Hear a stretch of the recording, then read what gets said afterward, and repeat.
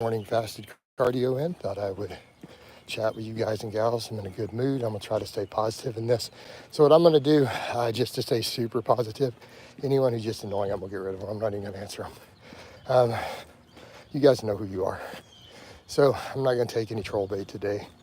We're just going to stay upbeat, stay positive. I'm also probably not going to answer super long questions. I want to maintain a really good stride. So if your question can't be read out loud, in less than 10 seconds, I'm just going to skip it. So no offense to anybody. So remember that, guys. You can ask long questions and regular comments under every video, and I think people forget that. Give me stuff that I don't have to slow my stride to ask you. But also, quick reminder, if you guys will click like as soon as you get in. If you'll comment under the video afterwards, be helpful. I also have coaching slots open. I need to say this visually, though, verbally, so that I remember, because it's worked so far pretty good. I also need to focus on a lot of your questions. You need to go to consultations for that. Some of you guys ask really complicated things. I will be happy to sit down and do a program with you. And hopefully the guy from last night might hop into one of these. I spoke with him for an hour. He came from one of these streams the other day, longtime fan. He needed help with programming, and so we sat down.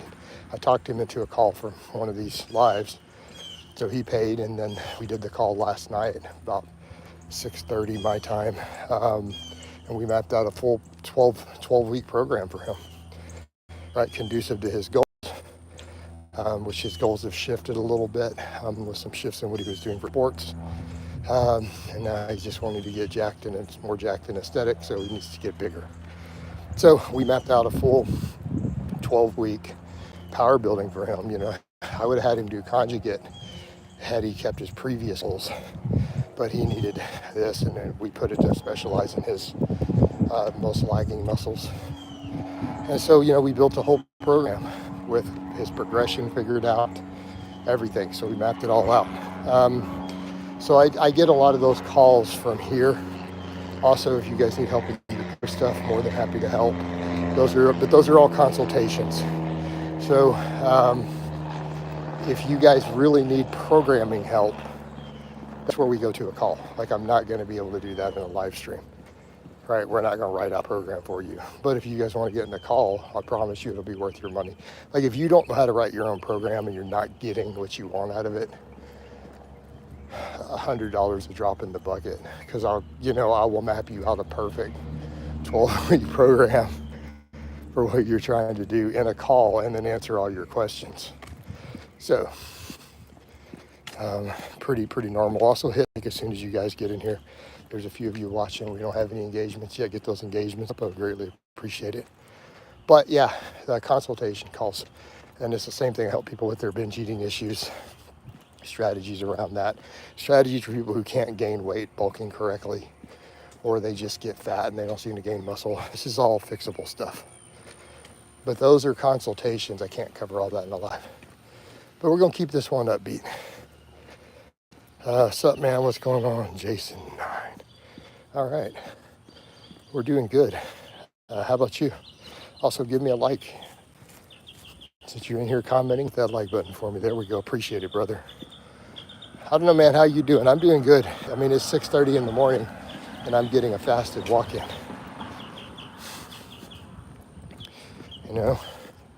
Made some minor adjustments to diet yesterday. I'll put up pictures of the food. I needed healthy fats. I've been doing for over a week the ultra low fat, and I like it for body composition, but man, I've noticed I start craving fat later. So I'm like, let's work on the approach where we just add healthy fats in. High fiber, healthy whole fats. So, avocados. I did get some natural peanut butter, but I bought 12 avocados, a giant bag of walnuts. It's got to be sparing with the peanut butter. I got to stick to just putting it in oats. So yeah. So it's more of a, a chicken, brown rice, and avocado type diet, which again, works pretty dang good over time when your training's optimized. My training's gonna be pretty optimized at this point for hypertrophy now for a bit. Let's get thicker and leaner, and then we'll hit the max lifts again. But as I've already said, if I dropped down a weight class and I hit my best lifts on camera this year in competition, I'd go to Worlds. That would be an automatic Worlds invite. We'd get an elite total. How much weight you weigh? I'm 222 right now. I've been in bulk. I'm at 200. I'm thinking about starting a cut, but I don't know how to do it properly. You into a calorie deficit. Hey, Jason, remember what we just said about consultations? So if you don't know how to do these things, I have both full coaching slots open, and that may be a bit much for your budget, but if not, hit me up on Facebook in the Messenger. Let's get a call set up, or at least message me on Messenger. My Facebook is linked under every video. I can break down for you how to do a cut and how to get started and how to go about something like that if you've never done it. Again, it's an hour of my time, but it's direct one-on-one, me talking to you face-to-face through the camera, breaking down your issues with a game plan. And then you have my undivided attention. It's not like these streams where I'm busy walking. And obviously you're not here to end the full time.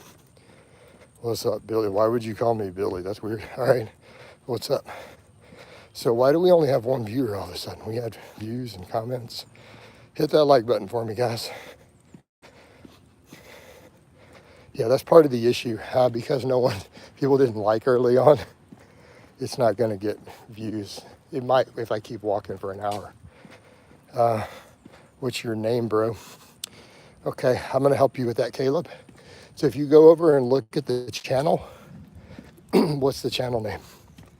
With the check mark by it. It's called Jason Blaha's Strength and Fitness. That is the channel you were watching the live stream on. So, given that that's the name of the channel, Jason Blaha's Strength and Fitness, I'll give you 3 guesses to guess what my name is. If you can't get it in 3 tries, I don't know what to tell you, brother. So we're gonna see how astute of an observer you are today. Okay, so here's the hint. The name of the channel you are watching in big letters across your screen right now. Jason Blaha's Strength and Fitness. What's your social security number, right? So you need my social security number. You need to know what city I was born in, my first car, the name of my first boss, the name of my pet, my mom's maiden name. Let me get all this stuff for you guys. Hold on, let me get it all compiled together. All right. Also, do you guys need the pen for my debit card? You need a security code for my front door while we're at it. People will be funny. Now, the joke with the name, like, people ask some funny questions when they get in here. Like, what's your name? What is this channel about? And I'm like, okay, guys. So the channel is called, since 2013, this is my second channel, though. I started sooner. Jason Blaha's Strength and Fitness. So it's like, what do you guys think my name is? What do you think my channel is about? Well, my garage doesn't have it. I've got clickers for it, but, you know. Yeah, so we need the garage code. What else do people need? Oh, the name of my elementary school, right? Let's just get all of it. You are Ice Cream Fitness. I used to call it that, yes. That was the original channel name, the OG 2012 channel. And yes, the Ice Cream Fitness 5x5 was my really famous program that got published back then. Yep, that's me. That was 13 years ago, though. It's been a bit. It has been a little bit. But we're getting a good pace here. Just hopefully this stream picks up. This is my fault for doing this before 7 a.m. though. I don't know why I think I'm going to get 100 people in here viewing. It's 6:30 in the morning. That was a brilliant idea. No, I got to get my cardio either way. I followed you that long. Time flies. Yeah, that's a bit. Vincent, that's a little while. So how's your training going, Vincent? What do you deadlift? Did you get jacked on that original program? Right?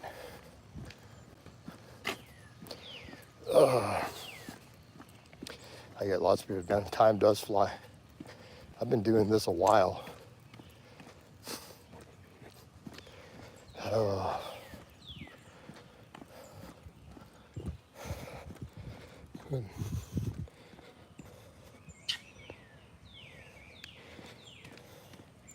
Or no, GD.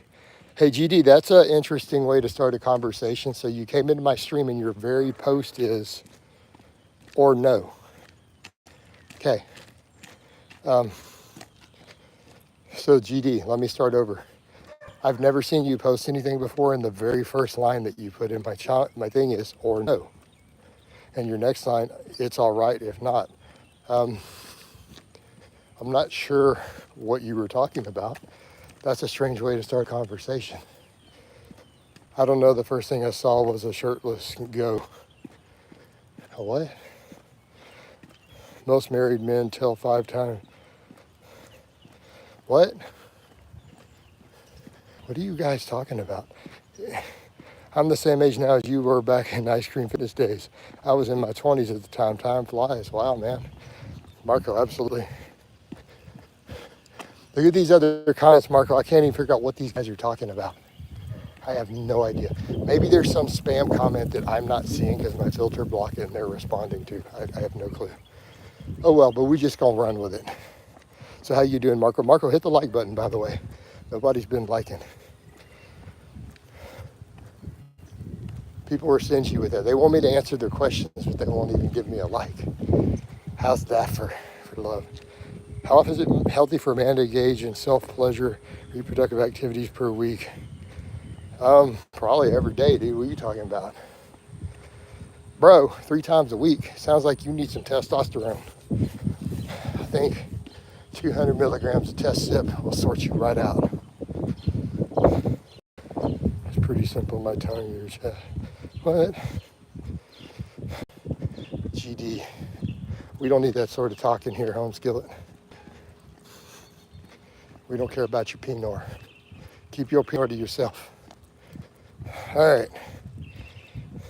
I'm 100 kilograms. I'm just over that. I'm 101 right now. Isaac said 3 times a day. But, how many miles do you walk in the morning? I don't know, Cruiser. I have no clue. I go for time. So how many miles is a brisk walk for 2 hours? Whatever that is in a calculator. Admiral says, hey, Greg. Okay. Admiral Kirk, are you married? Isaac, I wouldn't tell you guys if I was. So I keep my private life off the internet, including relationship status. All right.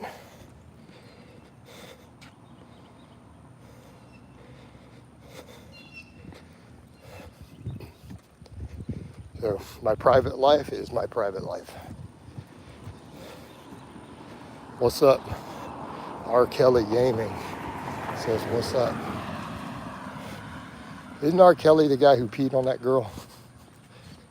The rapper. Is it possible to eat high sodium without the water retention with potassium? Yeah, I mean, if you drink enough water and you consume enough potassium, you'll eventually start dropping it out. Depending on your drug stack. I mean, certain drug stacks you're going to get moon face on high sodium no matter what you do. But if you're not on drugs, yeah, that'll be sorted eventually. What do you think about Mike Minzer's style of training? Why do you guys keep asking that? Mike Minzer was crazy near the end. So Mike Minzer didn't have a style of training. Mike Minzer had a training style when he was a bodybuilder, and then what he promoted when he went crazy and was smoking all that meth, and that's pretty well known, has nothing to do with the way he trained. So what are we asking here? Which Mike Minzer style are you talking about? The stuff he wrote about when he quit lifting that went all viral and turned out to be complete garbage? We're talking about the training Minzer did when he was on the Mr. Olympia platform, because they're not even remotely similar. So we talking bodybuilder Menzer, or are we talking meth head Menzer? Mr. Pelter said hi. Do you need to be doing the 3 compound exercises? You need to be doing about 7 or 8 compound exercises. The HIIT style.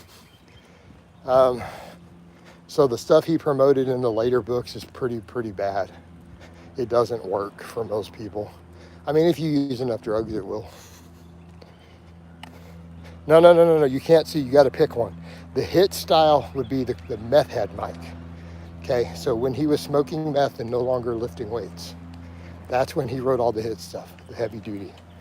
So Mike trained pretty much what we call normal power building with moderate volumes when he was on the Olympia platform. How much potassium is ideal? I mean, 3 times potassium to sodium ratio of 3 to 1. If you're eating a lot of sodium, how are you going to pull that off?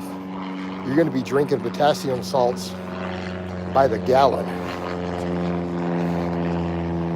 Okay, Cruiser, so you didn't research Menzer that much before asking the question. So a lot of people do that. They see a couple outtakes and they don't dig into it.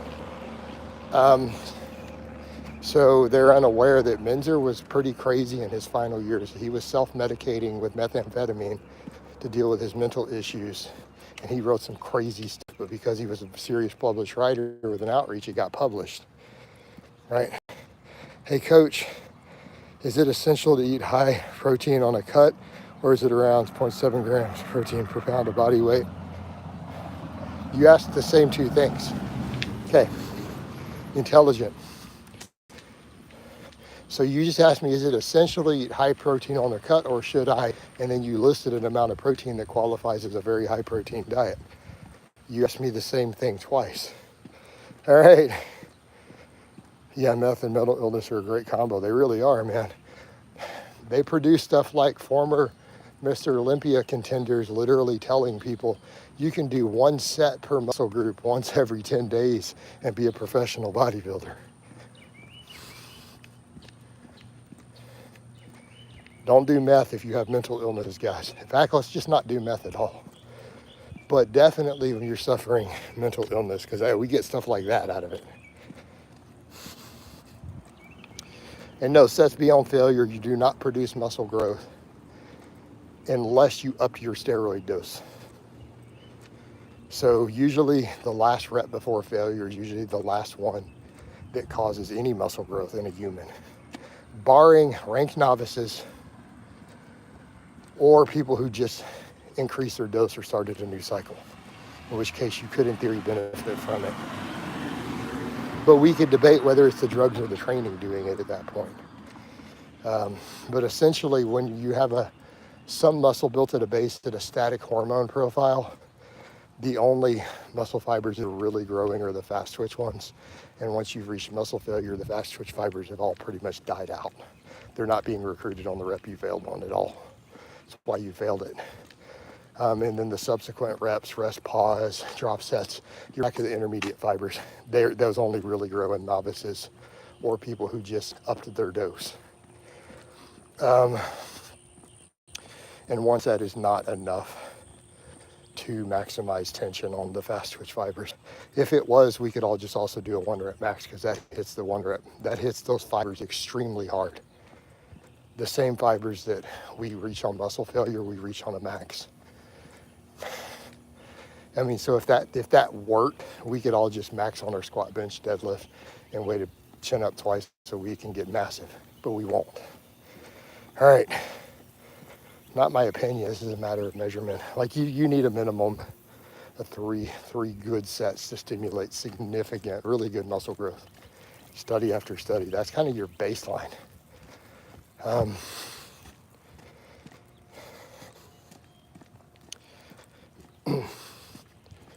But can a person get pretty big on 6 really hard sets a week? I think they can. But that's not what Menzer was promoting in the later days. What's up, guys? Hit that like button for me. Let's get them likes up. I need to clap some cheeks. Well, did he go clap on some cheeks? Well, did he be in jail for a bit? I don't know how many cheeks he's gonna be clapping. You know. dude over here talking about clapping on cheeks and my fitness and lifting stream, talking about them sugar walls. Bro, we talk about deadlifts here. We talk about getting jacked and caught diesel strong. We don't care about you needing to clap some cheeks. Get your deadlift up and you'll clap more cheeks. There you go. Hire me as your coach and I promise you'll clap more cheeks.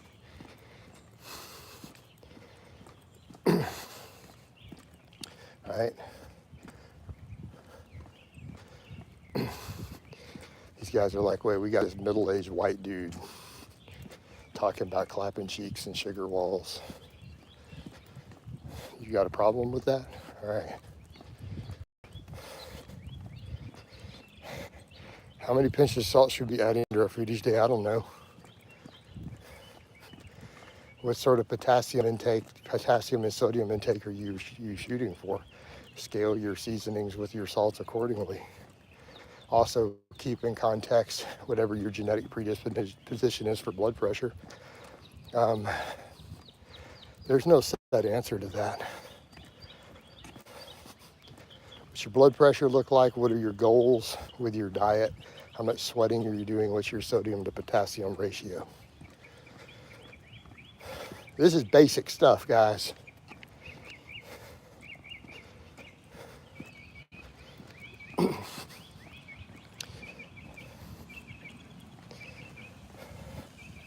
Right? Hopefully we all know that. It's all understood.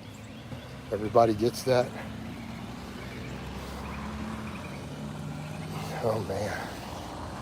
What are we gonna do with some of y'all? Oh, we gotta get this stream flowing. Again, this is my fault for doing it this early in the morning. What did I expect? What did we think was gonna happen? There we go, get them lights up.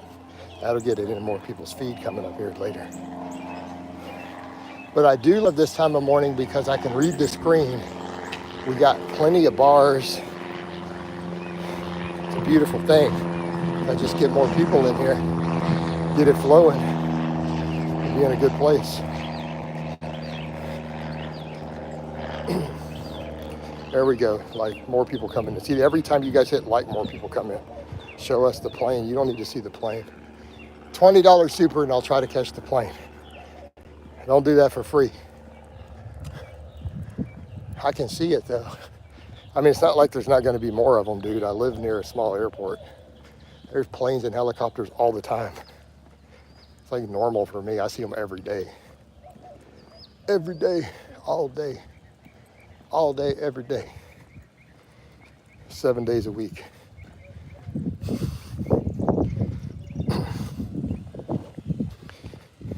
Yeah, you can hear them in a lot of your videos. Yeah, I mean, I'm not going to stop recording just because the plane flies over. I mean, I just have to shut my YouTube down if that was the case. We just can't record. Right? And even at night, man, I'll be up here doing my thing. Helicopters are flying over and it's dark. It's like, guys, come on.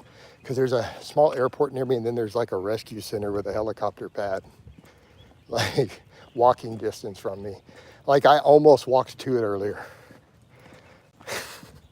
I bet you I was 200 yards from it earlier in the stream. Okay, maybe a little further, maybe 500, I bet. So, because it's just across the street from my neighborhood. I walk over to the front of the neighborhood. Coach, what's up, Amor? How you doing? How are you doing, Amor?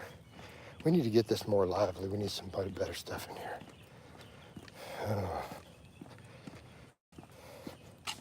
Morning, brother. What's up, Zach? Doing good. We're getting our cardio on. All right. Getting that cardio on. Hopefully I can maintain this stride with no bathroom breaks. And hopefully we get more people in here. All right. Hey, Wayne. What a weird question. I'm just going to leave it alone. If people are that stupid, they don't realize I live in Texas and it's really hot and there's lots of shirtless dudes out. in their shorts. I don't know what to tell you. You guys have clearly never lived in a place that isn't the frozen tundra like the United Kingdom, or that place north of the wall, Canada, where the wildlings are. So you enjoying be back on upper low? It's all right. I mean, it's just different. Well, it's not just because I'm upper lower, it's the lifts are getting different.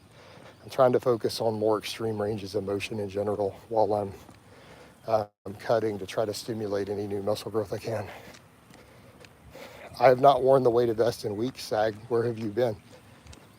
I've told you guys, I'm not even going to answer anymore why I don't do it. I'm just tired of repeating it, honestly. All right, great sense of humor. When did the... my first wife died. I left my second wife. I chose to leave her. That was my choice. She did not want a divorce. I did.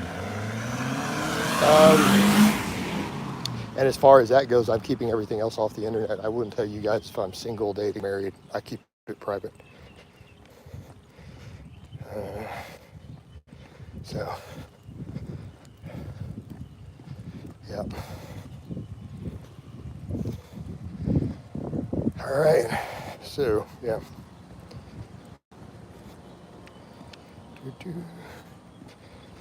Are we going to get any training or fitness related questions? Cybertruck, man, those things are ugly, dude. Well, Wayne, no, people ask me all the time, are you single or are you married? I'm just like, it's nobody's business at this point. I keep my romantic life completely separated from the internet these days, to the best of my ability. Yeah, those Cybertrucks are ugly as hell. There's one in my area, I see it all the time. He must live in one of these neighborhoods because I see him up and down the street, and I've seen it at the grocery store. Yeah. Oh. So, yep, it is what it is. All right.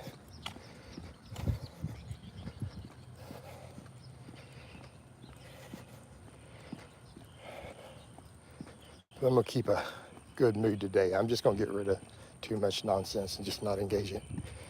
Is glute ham raise a perfect alternative for the leg curl? Well, it's a completely different exercise. Meaning, you're asking the wrong question. The glute ham raise is a complete compound that works both functions of the hamstring. The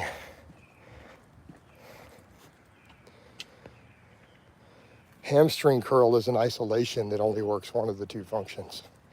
So I think what you mean is, could the hamstring curl combine with a hip hinge to have two exercises that give you the complete function? The answer would be yes. But the glute ham raise is in and of itself a complete exercise. Okay. All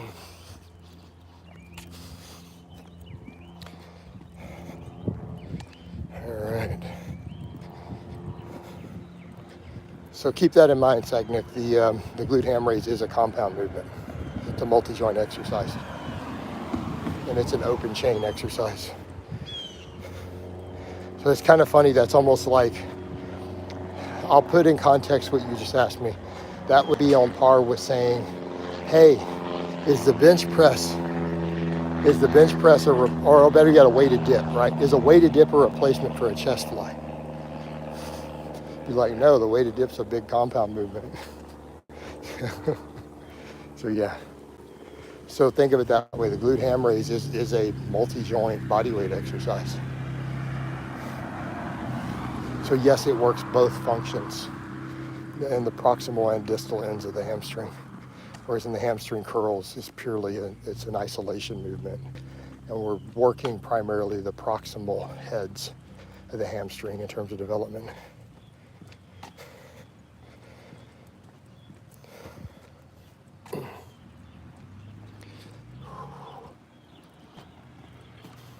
Would eating 75 kilograms a day be overkill? That's a lot. I don't know that it's overkill, but man, that's a lot of spinach, dude. That's a lot. I don't think you're going to have any vitamin K or C deficiencies, though, that's for sure.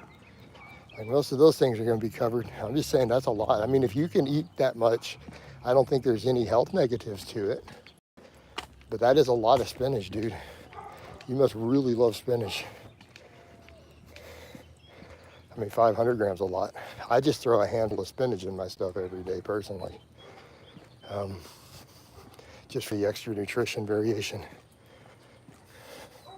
I just do mine raw. I don't like cooked spinach really, so I just throw it on top of stuff. Or I take some scissors and dice it up and throw it in. So I throw it in my brown rice, but I have other stuff there. I have to cook it from frozen. I just grab the fresh bags. Personally, that's what I do. That's what I do. Just grab the fresh bags. But I mean, I don't see an issue with what you're doing. If you enjoy it and it works, you're getting a lot of nutritional value. So that just is a lot of spinach. But like I said, if you like it, go for it. It's a great vegetable choice in terms of nutrient content. I don't think you can go wrong with it. In fact, it's even really easy on digestion. Even people on low FODMAP diets can usually do spinach who have IBS and stuff. Yeah, certainly a good choice. Cliff says, yo, Jay, what's up, Cliff? How you doing, man? What's crack-a-lackin', dog? I had somebody ask me that in the comments. I woke up to it this morning, like, what's crack-a-lackin', Jay? Like, I don't know, man. I've never cracked my lack. But if I did, I don't know if I'd tell you guys about it. Yeah, I like to switch between spinach and broccoli. It's the only two veggies I really eat. Those are top choices, though. I mean, if you were only going to eat two vegetables, I think those are definitely on the solid end. I do a lot of both of those myself. Mainly because that vitamin K content and stuff is so high.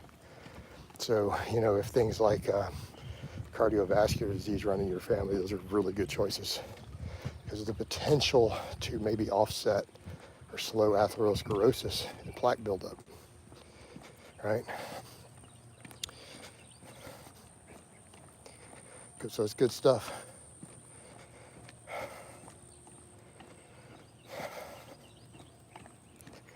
Yep. Now the sun's coming up. But we got 4 bars, so I'm not going to complain. How much vegetables do you try to get per day? I don't know. Do we count potatoes? A lot. I don't even track it anymore. It's just a lot. Like, I just try to force down as much as I can. So right now, it's like I did an avocado. I'm going to start doing 2 avocados a day again now that I've added some healthy fats back in. Definitely, I'll probably shoot for at least half a pound of broccoli every day mixed into stuff. I'll probably throw a sweet potato in my brown rice coming up again.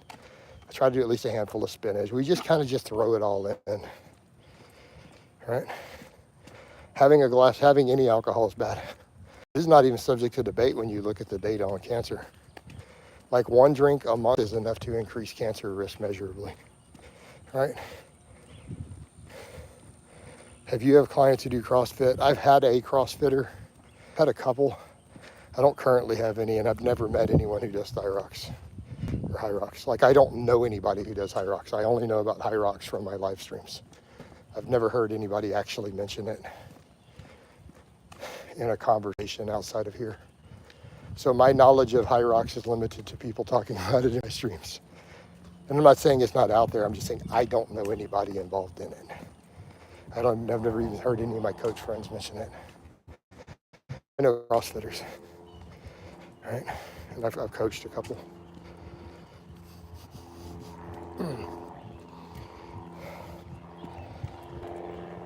Hopefully that clarifies that. Why do you do CrossFit? And you thinking of coming on as a client, Cliff? I got space, man. Come on in, dude. Come on over to Team Blaha. I'll coach you even if you CrossFit. I'll get you jacked and strong. Okay, I like it for the community aspect. I want to add it to my weekly lifting. Okay, well, it's not really going to be lifting. It's going to be your conditioning. It's not going to make you bigger on top of what you're already doing. Your lifting's good. Big up, coach. What's going on, Peppermint? Did you toss me a like, brother? Get them likes up. Appreciate it. All right.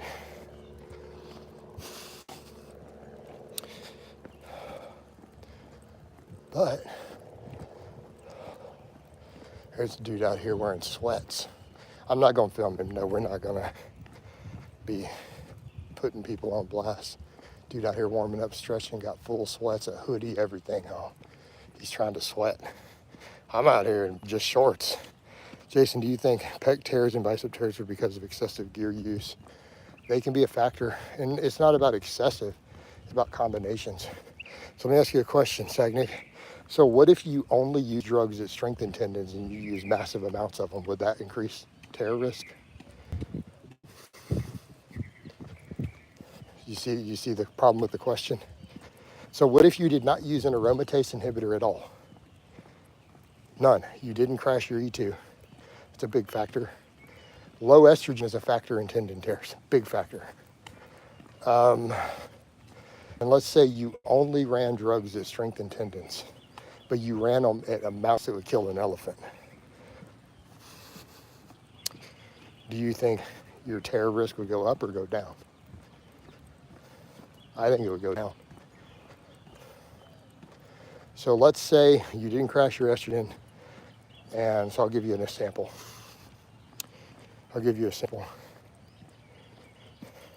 So nandrolone and growth hormone both increase tendon health. Tren, Winstrol destroy it. Aromatase inhibitors destroy it. Crashing your E2 destroys it. So, and Tren, particularly because of the strength increase, it's a double whammy. Tren rips more tendons than any other drug probably out there at this point in the game. So if a person ran a very modest amount of test and a lot of, say, nandrolone and growth hormone, they'd have tendons that were crazy strong. Amor said, too much to drink, coach. Well, that's not a good thing, brother. You shouldn't be doing that to yourself. Don't do that to your body or your soul, man. That was a good video you put about Asians and white rice fatting. Yeah, I mean, people want to talk about that, and it's like, really? Why is this only a problem we have in America? How come Asian countries can all be thin and lean with low diabetes rates eating white rice all day long? Could it be that white rice is not actually fattening? All right. Could it be the researchers are right? All right. Around what age would you say a man would benefit the quality of life from taking testosterone? Quality of life? I mean, I don't know. You tell me at what point would having testosterone levels above the normal range? Because that's what we're talking about at this point. You didn't say TRT, because TRT is not age dependent, it's level dependent. Are you deficient? So let's just say quality of life. I would say at any age that you're done growing so that you don't stunt the growth of any of your reproductive system or your height. So 21. Right? You don't want to suppress anything too young.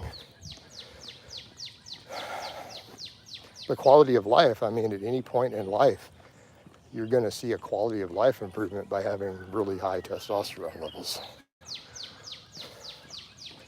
If we're rounding the back to break the floor on the sumo deadlift, we need to get stronger legs. I know you have a hip mobility issue. You may need to sort. Sumo may not be best for you. But there's always going to be, I mean, any elite deadlift is going to have some back rounding. So what sort of the back? So what part of the back are you talking about? Because this is going to be more nuanced on sumo. Conventional, a lot of this is very straightforward. Like, this is not a problem. If you're rounding your back to break a deadlift off the floor on a conventional, you're probably lifting really heavy. You may be a world record holder because most of them have to do that, right? So you're rounding the lower back on the sumo. But you're maintaining thoracic extension. No, I don't think it's that big of a deal, honestly, in that case. A little bit of minor lumbar rounding is not really problematic on a sumo. If you're holding a proper T-spine extension, it's just what you're having to do at the depth you're going to. I mean, if you're worried about it, you could do more wide stance box squats to see if you can correct the positioning, right?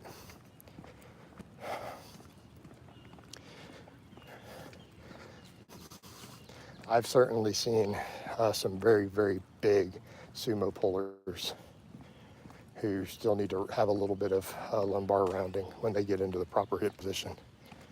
Not that big of a deal, not that uncommon either.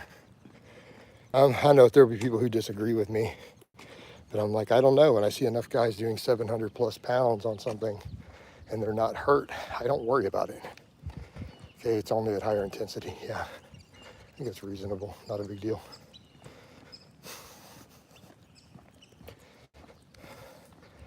All right. Does it hurt?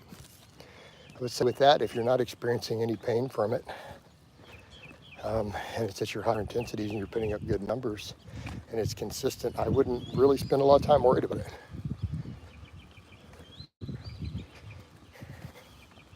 All right? Especially if your lockout's good.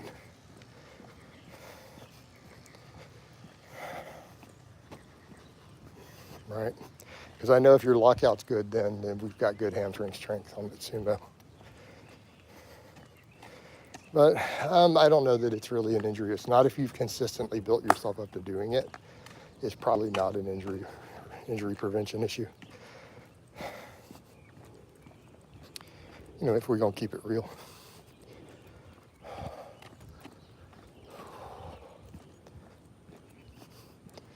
If we're keeping it real.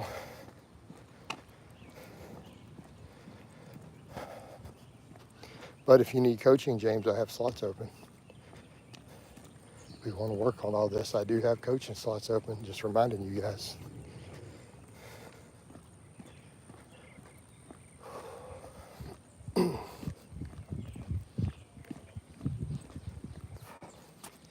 Thanks for the advice. You're welcome. You're most welcome.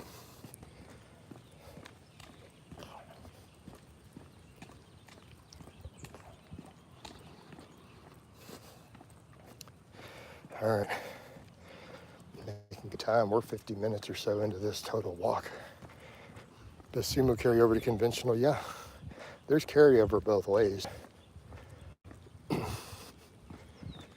I mean, lots of lifts carry over to other lifts.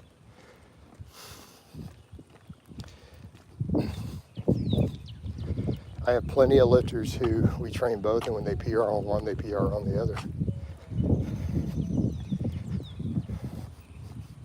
But I think people spend too much time worried about carryover on some stuff. It's like, get bigger, get stronger. And I get it if you do need carryover with specificity, but you know, at the end of the day, if you're really worried about carryover on a lift, what you need to be looking at is weak points. So are you treating something as an assistance movement for another? Then it needs to address the weak points in the movement pattern. But otherwise, if you're moving a heavy weight, you're training your nervous system, right? If you're getting bigger and your primary movers are your weak links, your lift is going to go up anyways. So people spend a little too much time worried about carryover without thinking about the application of their carryover. So if we're talking specifics, well, does it address your weak points? Otherwise, you need to just be getting bigger. And if it makes you bigger, you're bigger, or you need to just be lifting heavy to improve, you know, neural drive and intermuscular coordination.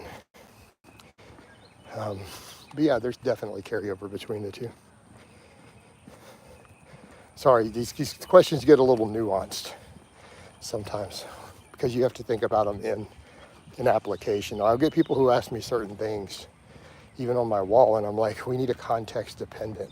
Because if I say yes, and then they think they'll take that to an extreme, right? People don't understand that everything we do in training is inside the context of your larger program. And it always has to be viewed that way, every variable. It's like I had someone ask me, hey, is one heavy rep a week enough to maximize neural drive? Well, yeah, if you're doing conjugate or whatever, sure, in the context of a full program. But you're also doing speed work, which improves neural drive. You're also doing hypertrophy work, which has some carryover. But in that context, yes. If a person does no other technical or explosive or heavy work outside of one heavy single, then no. Hyperthermia Okay, that's a strange question. You just wrote hypothermia with a question mark. Well, if you want to know what hypothermia is, you could go to Google and type Google, what is hypothermia? So what are we asking me? Where are we going with this? Help a brother out. I'm gonna get confused otherwise. Get all confused and discombobulated, and then we have all sorts of problems. So what are we asking, Andrew? I live in a warm climate. Hypothermia is not really a thing here, but what are we talking about?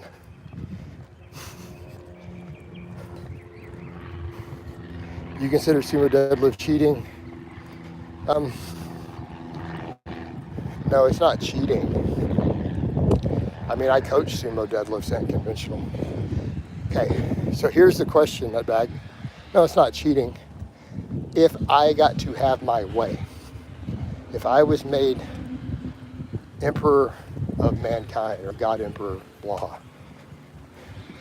I would ban it in the sport of powerlifting because it's not a pure classic deadlift. Okay, fair?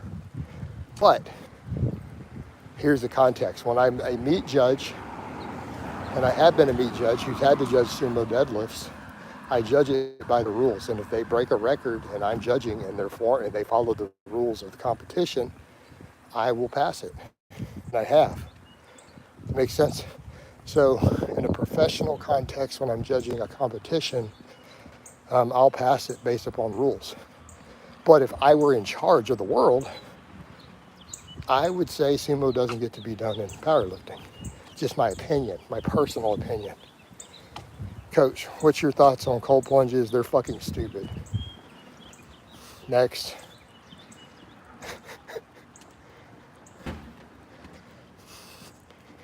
Man, that just popped out of nowhere.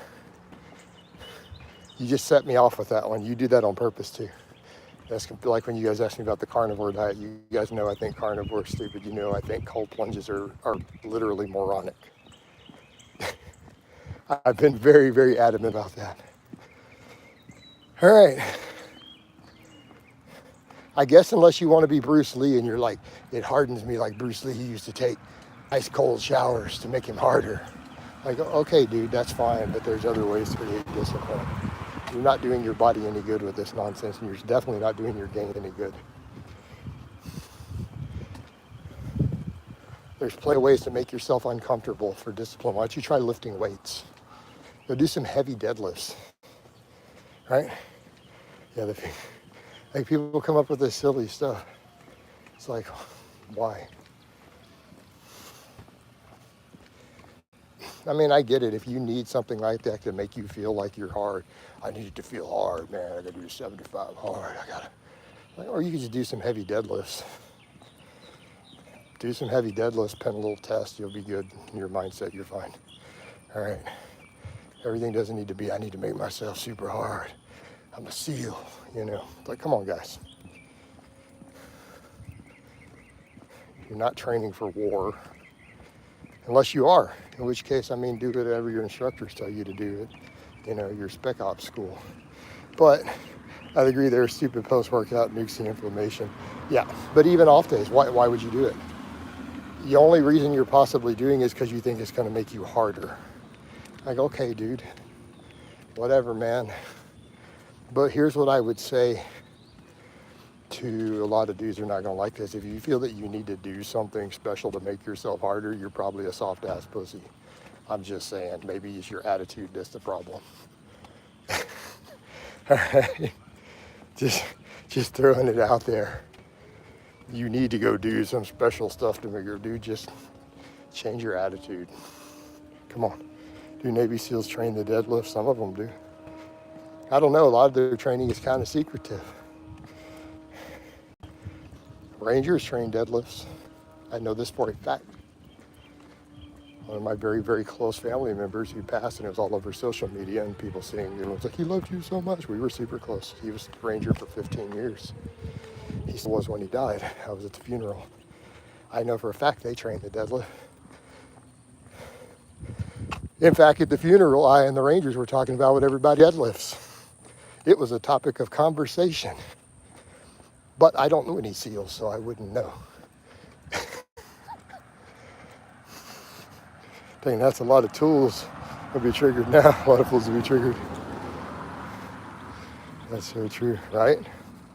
They'd be getting triggered by me just calling them on their silly cold plunges. Like, Jesus Christ, guys. Just nut up, man. Just be a man. Not that hard. I don't know. I think it's the issue of a lot of dudes growing up without fathers or male role models, though. Maybe they don't know what they're looking for. It's a difficult society we live in right now. Cloudy day, maybe. No, it's just early. It's 7:20 in the morning still. It'll probably be sunny later. Yes, all that's what train deadlifts. All Army trains them now. Yeah, but that's the trap bar. I was talking about the normal conventional.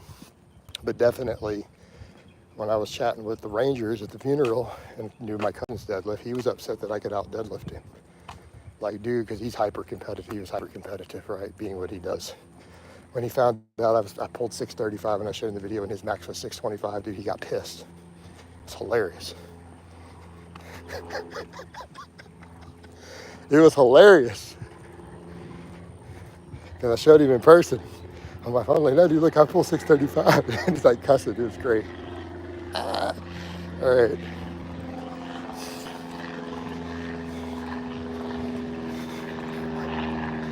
You know, I had 10 pounds on it. Unacceptable. So it's like one of those, like, okay, we're going shooting tomorrow, then I'm going to beat you on that. Right? He can't be outdone. Not in their code. What's the most challenging aspect of coaching? Getting people to communicate. Most challenging aspect of coaching is in this economy, keeping clients who can afford coaching. Like, that's the hardest, most difficult aspect. Coaching is easy. The business side is hard. Getting people paying on time, getting people who can afford to, instead of just dropping all the, I can't afford it anymore.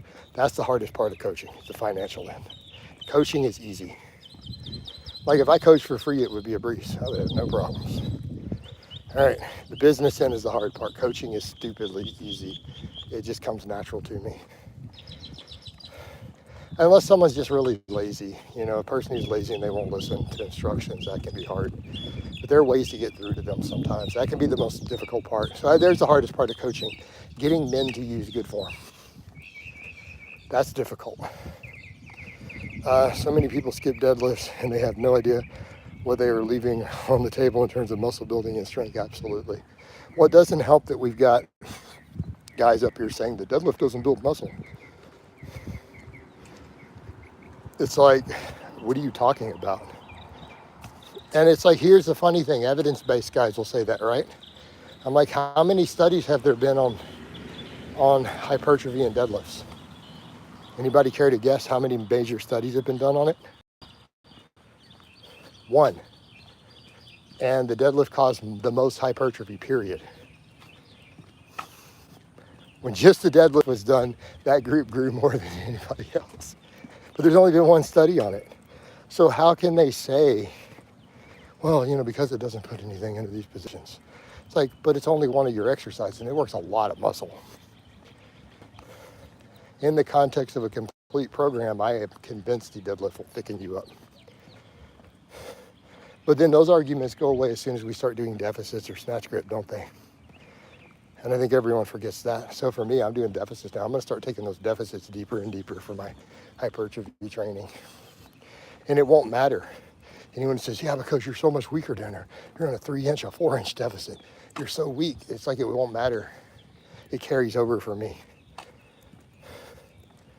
I could probably spend 6 months doing deep deficits for rep work and then walk over and just mog a straight up single with a deadlift bar on a normal pull. I get perfect carryover even with a lighter weight. But, you know, I digress. Squats too. I think more people are willing to squat than deadlift sometimes. Deadlift's a boogeyman for a lot of people. Can we do 10s on squats and deadlifts? You used to do it. I think it's a lot for some people. You've got to be, the problem is, I'm not saying you can't do them. I'm not saying you can't benefit from them. I'm saying for a lot of people, it's a conditioning problem. If you're not in shape, it's hard to maximize growth on those two lifts from those sort of reps, mainly because you're running out of steam before your muscles are. I've had workouts that literally, yeah, if you came in and you did sufficient volume of heavy deadlifts, you're going to grow from it. Absolutely. Can we do 10s on split? So that's the issue. It's not that you can't, it's that I don't think a lot of people are in enough condition to really truly benefit from it. Right? I mean, I've definitely done them. I mean, I'm taking my reps to 5+ on all my stuff even now. So those pause squats and deficit deadlifts may be going up in reps, because I need to gain as much muscle as I can while trying to cut, right? Lose fat and then try to keep as anabolic as possible. Lower reps are fun. These lower reps are way more fun on them. I mean, really, what's more fun? Doing 10 reps at 365 on a squat, or just walking in and mogging 500 for a single? Come on. You all know which one is more fun. You all know which one feels more badass, and you know which one makes you feel like you're going to die afterwards. So, but again, conditioning issues, definitely a factor. Enormous factor. Right, absolutely enormous factor.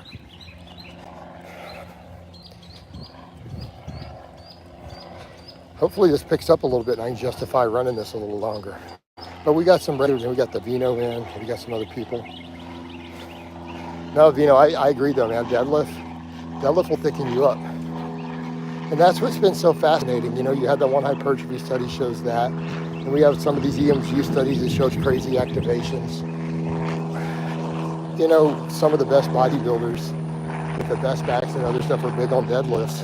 You know, people still want to pull that whole, well, you know, it's just an isolating one thing, but you can come through and do deep stretching isolation stuff for all your muscles after your big movements. Sets of 10 on deadlifts would be tough. Even 5 or 6 is kind of high. Dude, I'm doing 5s right now on a 2.5 inch deficit, and it's tough. But I need to push it through. I need to get thicker, right? All this cardio, get leaner, get thicker. So my training is really going to be really geared towards hypertrophy, even though I'm obviously power building, because we are doing heavy squat, bench, and variations. I'm about to do my bench the same way. What's up, Rufio?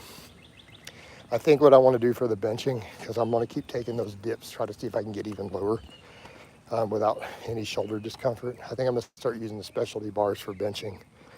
Flat back, more range of motion, because I'm doing deep pause squats now, like high bar pause squats.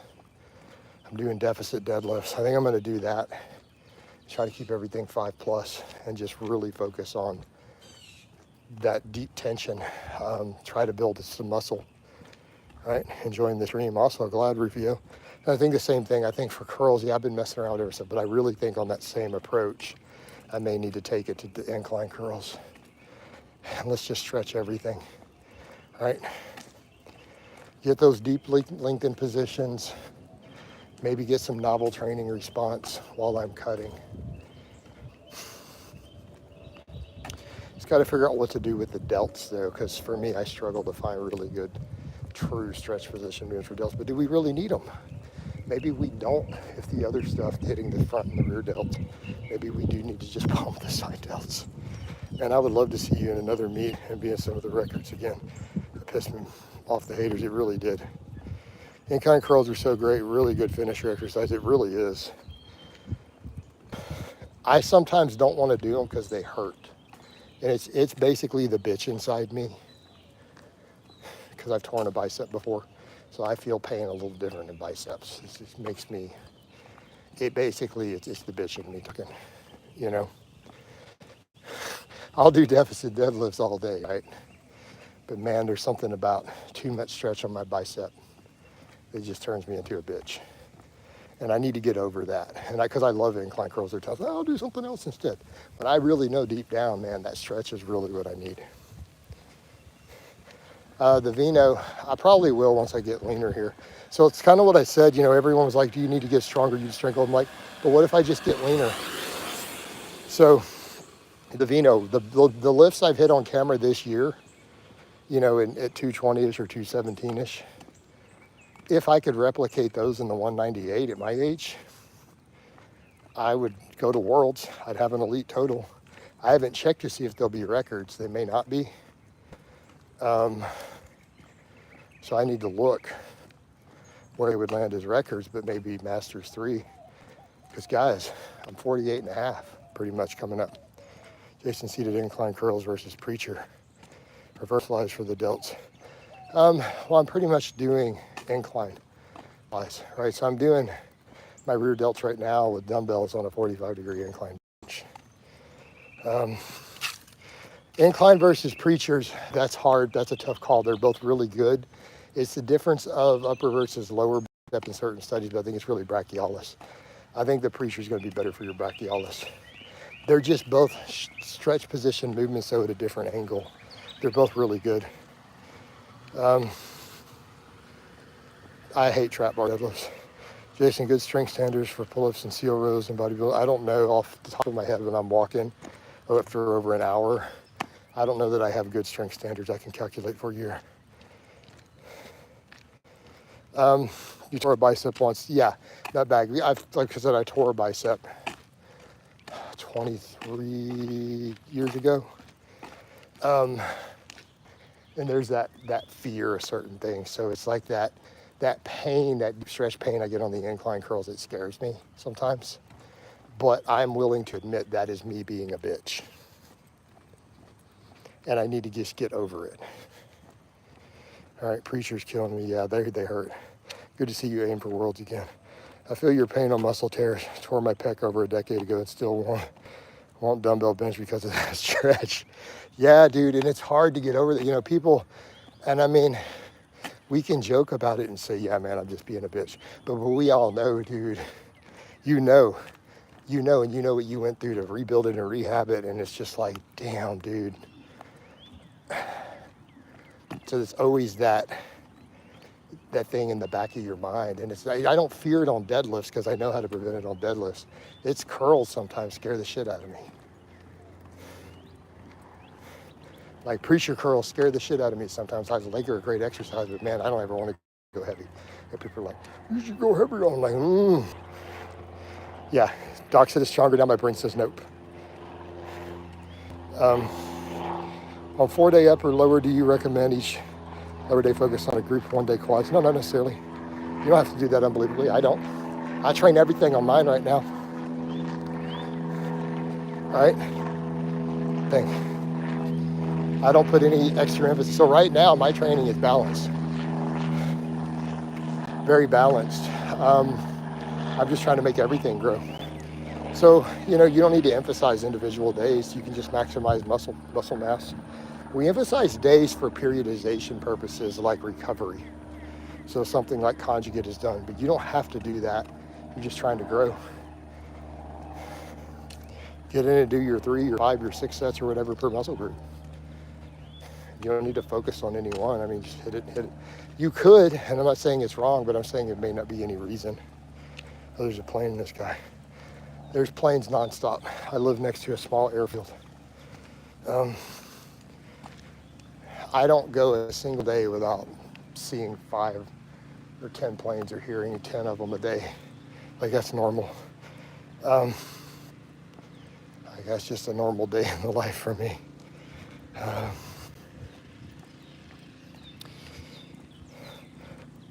But yeah, so Vino, I know I'm not going to tear it, but yeah, real talk, seeing you doing these cardio lives is pushing me to stop making excuses and do it myself. There you go, man. The Vino, we have to. Especially if I want to lean out, because I got a crazy appetite. It's like, if I just do enough fasted cardio and I eat super clean, I'll trim down. This spring, hey, unbelievable, I'm not a conspiracy theorist. I don't buy all the chemtrail nonsense. Why would people in little small planes be doing that anyways? All right. Hey, Coach, I was talking about patella for a little pain and using bands with squat recently. Today I noticed the pressure at the patella increases when band pulls you forward. Interesting. My deadlift is 180 kilos for a max currently, but my good mornings for 10 are pretty challenging at 100 kilos. Is this about right? Are my hamstrings? No, I think that's a solid, very solid good morning for a 400. No, I don't think you're disproportionate at all. It sounds like your hamstrings are more than strong enough. I think if anything, if your deadlift is there, it could be a positioning issue. Maybe work on your lats more. Unbelievably, because they want to ruin your game. I suspect it's similar to prevent falling forward. You use hamstrings in that case. Yeah. Well, definitely if bands jerk you forward on band squats, some knee pain, I think it's absolutely, I can see what's happening biomechanically. Just some particular loading at the knee, more so total loading. Definitely a degree of truth to that. Barris. Because I know exactly what you're talking about with the bands pitching you forward when you're squatting with heavy bands, right? And then that tension it puts on the patellar tendon. So I do understand it. I know exactly what you're talking about. And I know that feeling.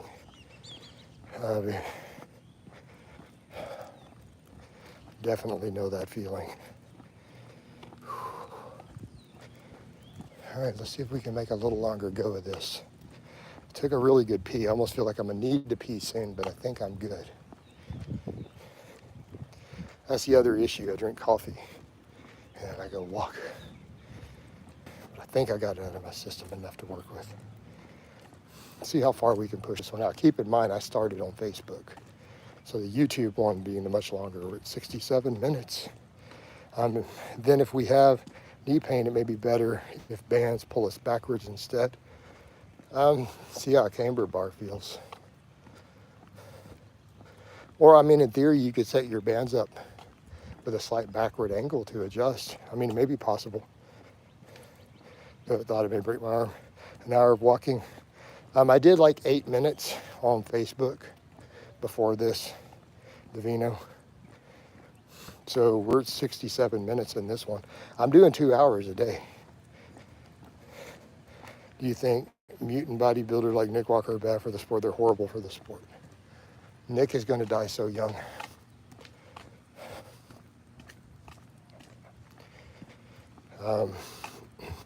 Because you got guys like Nick who he's pushing the growth in IGF-1 too hard. That's why he's mutated like that.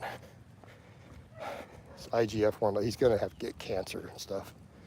I think that's what's going to get, whether either be a heart attack or cancer. It's unfortunate, but that dude is not going to make it to any sort of reasonable age. Like, I guarantee you Nick Walker will not make it to my age. 0 chance. Like, literally willing to bet enormous sums of money on that. All right. Dude's getting shredded. I don't know that I'm getting shredded, but I do need to just keep leaning out. We got to keep doing this cardio. This fasted cardio. All right, that's the name of the game. It really is about the fasting. So it's very annoying. Patellar tendonitis seems to be 2 most common knee pain reasons, while their treatment are very different. Yeah. What I think's interesting, just speaking of even any tendon pain in the patellar tendon, mine was getting inflamed a bit from all the heavy belt squats and stuff. I have none today, 0. Or this weekend, since I went to the really crazy deep pause squats. Well, they're not crazy deep, they're deep enough. I need to figure out how to get deeper. And then those really deep, like 6-7 inch below parallel belt squats, mine completely went away. It's interesting.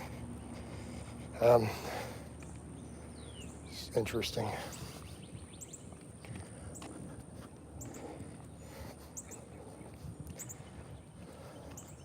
So I'm gonna be doing a lot more of all that in these coming weeks, of just taking exercises to more extreme stress ranges of motion. Like I said, I'm gonna start using specialty bars to bench, get the dips deeper, back to my incline curls, because that all felt really good this week, doing the lower body that way. Ain't nothing healthy about being shredded, bros. Well, Rufio, depends on how shredded. I mean, people are mistaking when you're talking contest bodybuilding shredded versus just, an aesthetic shredded. I don't think 10% body fat is unhealthy by any metric. And I have normals posted here, 10% body fat. Like, that's not unhealthy. As long as you did it with good nutrition. But, you know, contest shredded, yeah, that's not healthy. Bodybuilder organizations need to stop idolizing these dummies that are abusing PEDs to that degree. Yeah, the amount of reasonable amounts for 300 pounds at 25 is stupid. Yeah, I agree. I mean, here's really what they could do. Do you know how that they could do to stop all of it? The vino, do you know what they could really do? I could give you 2 rules that would completely change everything. All they have to do, number 1, score down obvious side enhancement. That includes gear pinning, right? Stop rewarding guys who are putting 5 grams of test in their delts and biceps every week, okay? Because you can see it all. I mean, perfect example, sebum. Anyone with eyes in their head could see all the oil in his delts. And it's not from synthol, it's just where he's pinning his gear. So that'll limit their gear use. So if they're forced to put it all in their glutes and they can't pin all those other areas, that's gonna limit drug doses. Nobody's gonna be running over about 2 grams, right? Number 1, get rid of all the side enhancement. Like, score it down. Like, especially when, I mean, sebum is a perfect example. The dude had ridiculous amounts in his shoulders. Okay, score it down, even in open. Number 2, vacuum pose mandatory again. That's it, that would fix. Those 2 things would fix all the problems they have. Yes, deep squats are good for knees. Now, I mean, tendonitis can be loaded lightly, blood flow and whatnot, but lumbar pain is related to arthritis. Right, no, fair enough. 15 to 20, I don't know that 20% is ideal at all. No, I don't necessarily think so. Not for health. I'm gonna say health, maybe 11 to 15, even 10 to 15. I'm gonna agree with Dulce on that, Mike Dulce on that one. The average modern bodybuilder is a bloated baby for 90% of the year, then they dangerously cuts from the ridiculously low body fat. It's completely different from the athlete. Yeah, totally different. Totally different. And they're really not relatable, are they? That's what people forget. Because these guys, they're bloated in extreme body weights and they cut and they're not 10%. They're cutting to ridiculous body fats, right? Ridiculous body fats. Vacuum pose for sure. These guys are so bloated that their vacuum poses, yeah, they wouldn't be able to do one. So the vino, but wouldn't those 2 things combined completely fix all of it? It would force us to golden era again, essentially, almost. I mean, maybe at most Lee Haney. But I mean, realistically, but that's a perfect example. So take some of those 80s physiques.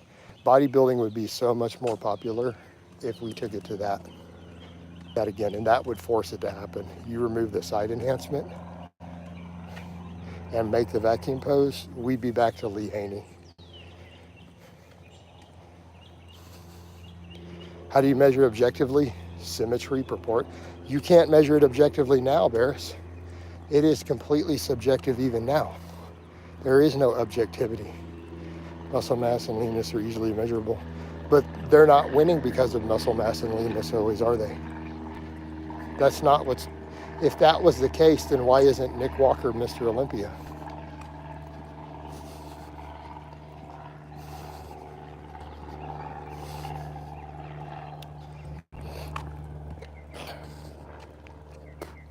So we don't need bodybuilding, then we should just have the DEXA scan contest.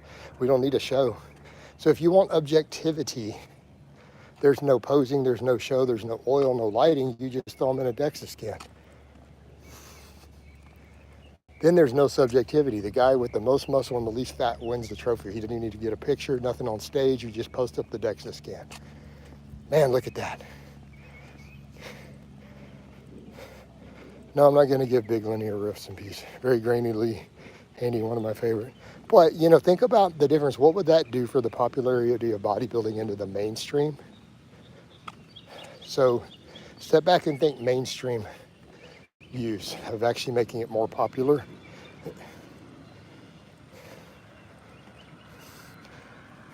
If Lee Haney, I'm just using Lee Haney as an example. I mean, there are other dudes from that era we could use. We could still use the Arnold era. But I mean, Lee Haney, perfect example.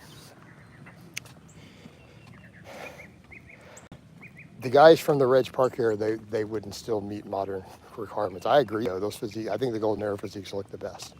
But bodybuilding is always going to push the extremes. But you do those other things and it takes it back to Lee Haney, at least. It would be a lot more popular in the mainstream. People would accept it more if Lee Haney type physiques were your poster boy. They pick the one. Yep. Do you static stretch at all, Coke? No, I don't really static stretch. I mean, unless we count dead hangs. Times from my shoulders. It's annoying. But a lot of aesthetics are based on muscle insertions. This cannot be done. But yeah, genetics are a factor. But genetics are always going to be a factor in appearance. They're going to be a factor in aesthetics. They're going to be a factor in sports. I mean, if we use that logic, then we need to get rid of all professional sports. Michael Jordan and LeBron James were born with unfair advantages. Ronnie Coleman's idolized, BD is crippled now. Great mascot for what not to do, right? Yep. Does high frequency training build muscle more quickly at all than weekly volume? Oh man, Usman, that's a 3-hour debate. We could argue that for hours and hours and hours. Yeah, and even worse, you won't know who you train. Yep. Coleman is in a wheelchair by 55, not exactly good advertising for bodybuilding, right? And how many people support it? Like, yeah, but he with the go. It's like, but guys, I've seen Ronnie Coleman train in person back in his prime. Yeah, dude was an animal, absolute animal. I've never seen anybody train like that. Just the level of intensity. It's not necessarily the weight. I've seen big weights in powerlifting. Dude was like off the hinges, like crazy training. It was just the energy he brought. So Ronnie really was like on the videos. It really is, woo, yeah, buddy, lightweight between sets, and he's hopping around, and you know, he's really like that. He really was like that. Like that wasn't just an act for the camera. That's like what I saw him in the gym training. That is literally what he was doing.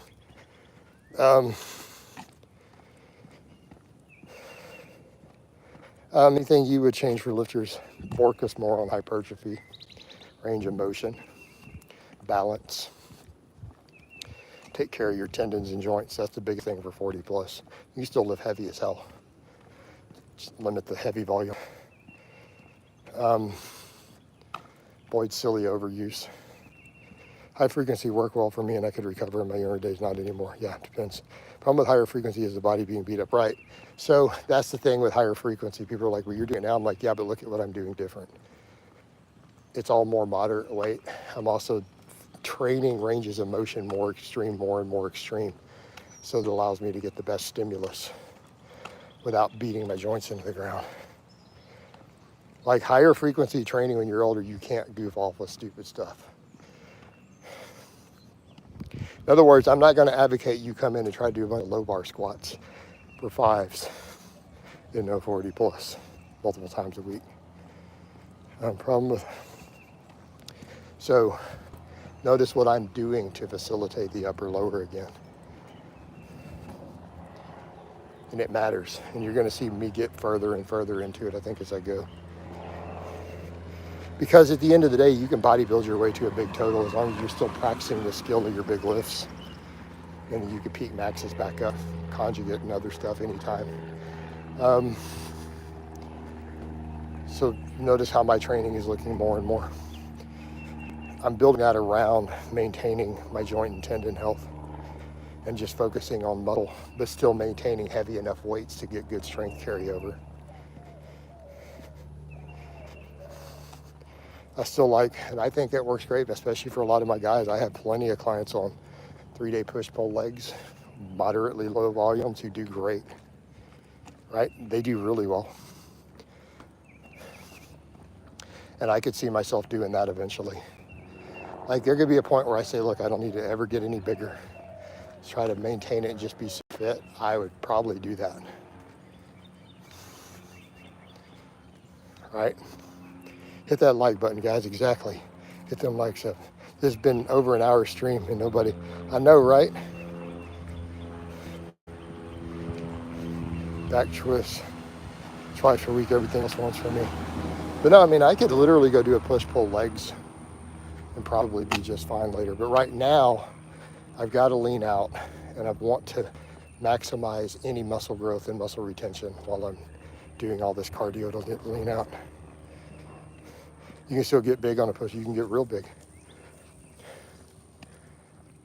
Problem though for me is, can I get sufficient volume at my age and size though is the problem without upping the dose.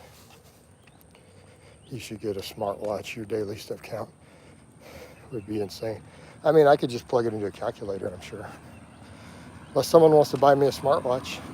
So if people think I need a smartwatch, I have an Amazon gift list. You guys can add stuff. Check it out. If you think I need something like that, just get it.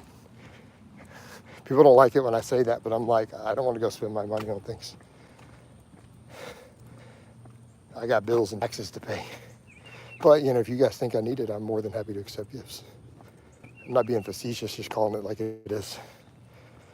I always say that to people. You should do this. I'm like, what, do you want to buy it for me? I mean, that's cool. Right?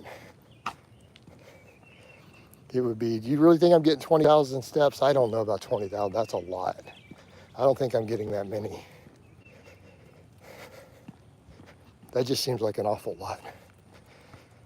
I always find the push workouts hardest in getting in the press after chest. Jason, I have to get out of here and stop making excuses. I can't mow the lawn, and have a good rest of the day. Appreciate it, brother. Hello. Appreciate it. Yeah, I think it's time for me to go wind this one down myself. I got a few things to check on. We're at an hour and a half. I don't have a goal body weight, Carol. I'm just going to get leaner. I have no clue. Let's just start getting leaner and see where it lands. 10 minutes TVQ was 1K. For an hour and a half though, that's only 60,000, whatever. 6,000 per hour. So there's no way I'm getting 20K. Thanks, coach. Enjoy the rest. Good day, coach. Yep. Yeah, we're past an hour and a half. So I need to get in, shower, check all my work, check a few things, figure out what I want to do with the next stream. Because I still need to get at least another 30 minutes in. And hopefully we can do it fasted. Taking your morning walk, I'm taking my morning dump. Well, it's good for you, man. All right, bro. So everyone's dropping out now that I said I'm winding it down. Funny, like 10 people dropped out. All right, guys. I love you guys. I'll talk to you next time.